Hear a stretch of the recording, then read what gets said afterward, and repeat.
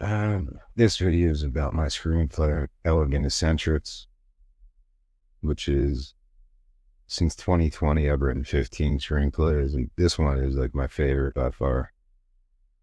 It's the classic all-American road trip movie, and it's got my favorite characters in it. I just really love this story so much. Um, if I had to compare it to a movie, it was probably inspired by Little Miss Sunshine a little bit, but it's only got three characters. Like, this one has very limited characters. The main character is like a 7-year-old eccentric guy who loses his money, his retirement money or whatever he was doing to scam people throughout his life.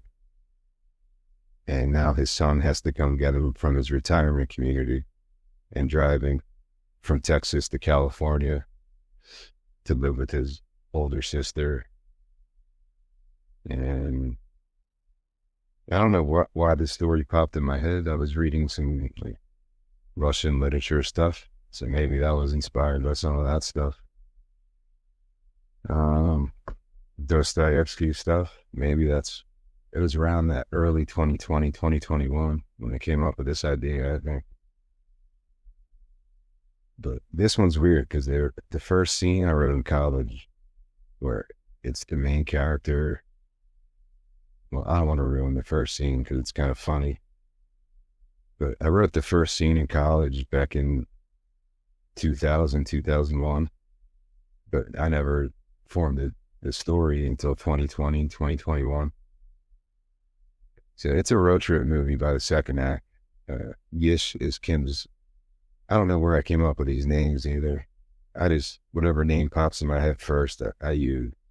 Kim is the father. Yish is the son. He's a life coach. And now he has to drive his eccentric father, who's kind of mentally, a little out there.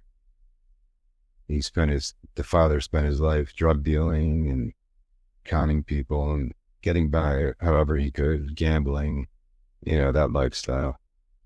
So he's not the typical father, I guess. He's not so Yish has to drive him across the country, and that's where the adventure starts. I don't think they've seen each other in like 5, 6, 7 years or something.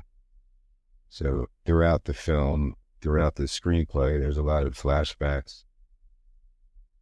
I'm hoping the actor could play like the 70-year-old version of Kim, the 40-year-old version of Kim, 30-year-old.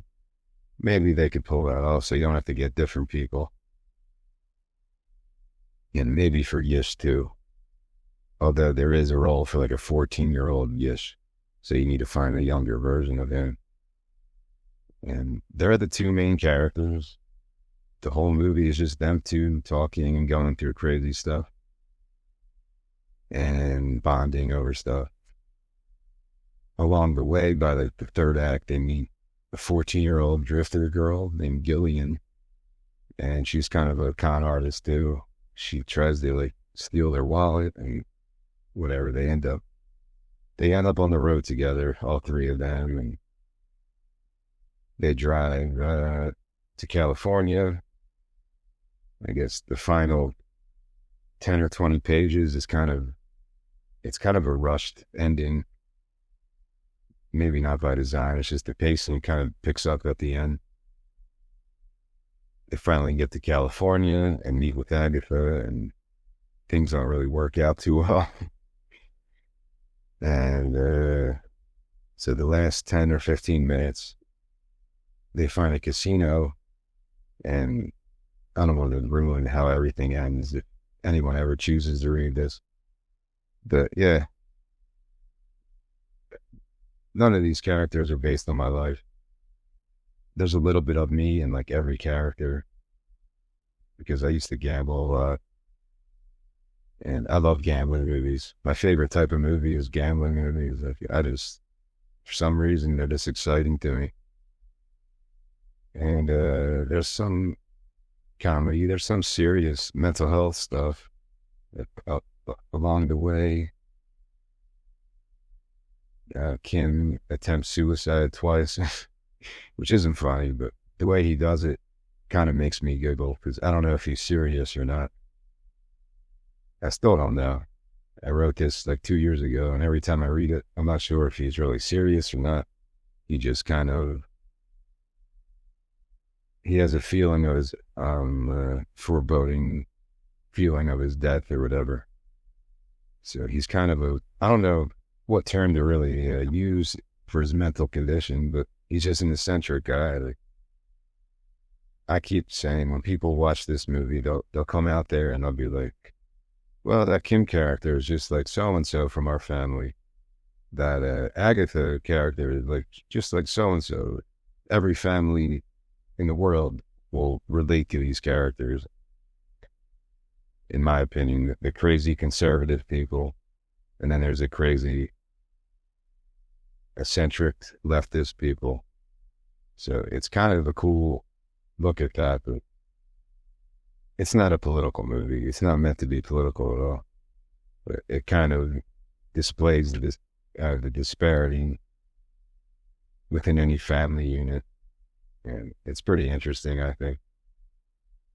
But yeah, there's some serious parts, but I think it's more of a fun ride than anything. I would not even call it a drama, really. But there's some dramatic moments in dialogue, but I would keep it light for the most part. Like, there's a scene where they take magic mushrooms at the waterfall. They find some waterfall in Arizona or something, or anywhere along the way. Doesn't have to be Arizona. I just always think of Arizona for some reason. And they take magic mushrooms together and kind of have like a awakening moment, I guess. But I don't want to get too in depth about anything else because I don't want to spoil the ins and outs of what happens at the end or whatever. And that's pretty much it.